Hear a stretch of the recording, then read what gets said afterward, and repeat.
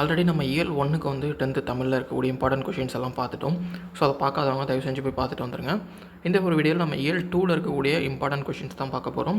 So இதோட பர்பஸே நமக்கு already நான் சொல்லிட்டேன். ஃபஸ்ட்டு மிட்டம் எக்ஸாமுக்காக வேண்டி இந்த வீடியோஸ் எல்லாம் மேக் பண்ணிகிட்ருக்கோங்கிறதுனால இயல் 2 முடிச்சதுக்கப்புறம் நான் திரும்பவும் உங்களுக்கு வேறு ஏதாச்சும் ஃபஸ்ட்டு மிட்டம் சார்ந்த மெட்டீரியல்ஸ் எல்லாம் ஷேர் பண்ணுவேன். ஸோ அதனால் மறக்காமல் நம்ம சேனலை சப்ஸ்கிரைப் பண்ணிக்கோங்க. இப்போ வாங்க வீடியோக்குள்ளே போயிடலாம். ஸோ இயல் 2 பொறுத்த வரைக்கும் ஃபஸ்ட்டு குருவினா எடுத்ததும் நமக்கு இம்பார்ட்டண்ட்டான குருவினாவும் என்ன இருக்குது அப்படின்னா, வெண்மையான மேகங்கள் துணிச்சலும் கருணையும் கொண்டு வானில் செய்யும் நிகழ்வுகள். ஸோ இதை கேட்டிருக்காங்க. அப்புறம் சிறுவினாவில் பாருங்கள், உயிராக நான், பல பெயர்கள் நான், 4 திசைகளில் நான், இலக்கியத்தில் நான், முன்னீர் நாவாய் ஒட்டியாக நான். அப்புறம் முதலில் தலைப்புகளில் காற்று தன்னை பற்றி பேசுகிறது. அண்ட் இவ்வாறு நீர் தன்னை பற்றி பேசினாலும் உங்களுடைய கற்பனை தலைப்புகளை வந்து எழுத சொல்லியிருக்காங்க. ஓகேவா? ஸோ நம்ம அதே மாதிரி நீர் வந்து பேசினா என்ன மாதிரி தலைப்புகள் பேசுவோம் அப்படின்னு சொல்லிட்டு கற்பனையாக எழுதணும். அப்புறம் நெடுவினாக்களில் காற்று மாசுபாடு தவிர்க்கும் வழிகள், இது இம்பார்ட்டண்ட்டான நெடுவினா. இப்போ பிரம்மம் கதை உணர்த்தும் பிற உயிர்களை தம் உயிர் போல் நேசிக்கும் பண்பு. ஸோ இதையும் நம்ம எழுதணும். அப்புறம் விரிவானம் எடுத்தோம்னா பிரம்மம் கதை உணர்த்தும் பிற உயிர்களை தம் உயிர்களை போல் நேசிக்கும் பண்புங்கிறது விரிவானத்தில் இருக்கக்கூடிய முக்கியமான கொஸ்டின். அண்ட் அது நெடுவினாவும் கூட. ஸோ நெடுவினாலையும் கேட்கலாம். அப்புறம் வந்துட்டு நமக்கு கண்டிப்பாக துணை பாடத்துலேருந்து அந்த கொஸ்டின் வரதுக்கான வாய்ப்புகள் அதிகமாக இருக்குது. அப்புறம் வந்துட்டு நமக்கு வந்துட்டு சொற்கள் பகுதியில் பார்த்தோம் அப்படின்னா, கொடுக்கப்பட்ட இரு சொற்களை பயன்படுத்தி ஒரு தொடர் அமைக்க, இயற்கை செயற்கை, கொடு கோடு, இந்த மாதிரி வந்து பார்த்திங்க அப்படின்னா இருக்கிற 2 சொற்களையும் வந்து யூஸ் பண்ணி நம்ம வந்து தொடர்கள் வந்து அமைக்கணும் அந்த மாதிரி. அப்புறம் வந்து மொழிபெயர்த்தல் இருக்குது. ஸோ மொழிபெயர்த்தலில் நமக்கு ஒரு பெரிய பேராகிராஃப் கொடுத்துருக்காங்க. ஸோ அதை நம்ம மொழிபெயர்த்து எழுதணும். அது என்னன்னு பார்த்துக்கோங்க. அப்புறம் வாழ்த்து மடல் ஆல்ரெடி நம்ம அங்கே ஒரு வாழ்த்து மடல் பார்த்தோம் தோழனுக்கு.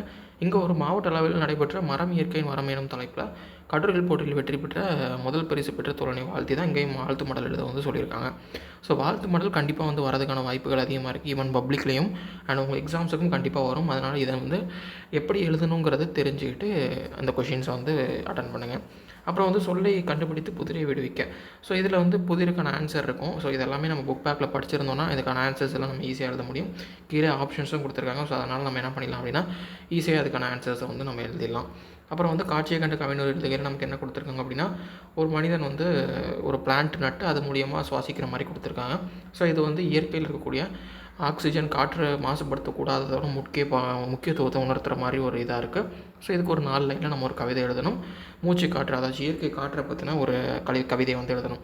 அப்புறம் அகராதியில் நம்ம பார்க்க வேண்டியது என்ன அப்படின்னா, அகன் சுடர், ஆர்கலி, கட்போல், கொடுவாய், திருவில், இதெல்லாம் என்ன அப்படின்னு சொல்லிட்டு நம்ம அகராதியில் பார்த்து வச்சுக்கணும். இந்த கொஷின்ஸும் இம்பார்ட்டன்ட். அப்புறம் வந்துட்டு படிப்பும் பயன்படுத்துவோம்ல, இங்கே இருக்கக்கூடிய இங்கிலீஷ் வேர்ட்ஸ் என்னெல்லாம் அப்படின்னு சொல்லி பார்த்துக்கோங்க. அப்புறம் லாஸ்ட்டு வந்துட்டு உங்கள் கிராமத்திற்கு நூலக வசதி வேண்டி பொது நூலகத்துறை இயக்குனர் அவர்களுக்கு கடிதம் ஒன்று வரைதல் அப்படிங்கிற மாதிரி நூலக வசதி வேண்டி ஒரு கடிதம் எழுத சொல்லியிருக்காங்க. ஸோ கடிதம் எழுதுதல் இதுவும் பார்த்திங்க அப்படின்னா இது கீழே வருது. ஸோ அதனால் பார்த்திங்கன்னா இந்த யூனிட்டில் இதெல்லாம் தான் நம்ம இம்பார்ட்டண்டான கொஷின்ஸ். ஸோ இதில் மிஸ் பண்ணாமல் நம்ம எல்லாத்தையுமே இதெல்லாம் படித்தாலே நம்ம கண்டிப்பாக வந்து பார்த்திங்க அப்படின்னா இயல் 2ல் இருக்கக்கூடிய கொஷின்ஸை ஓரளவு கவர் பண்ணிடலாம். அதே மாதிரி இயல் 1க்கும் நம்ம போட்டிருக்கோம்.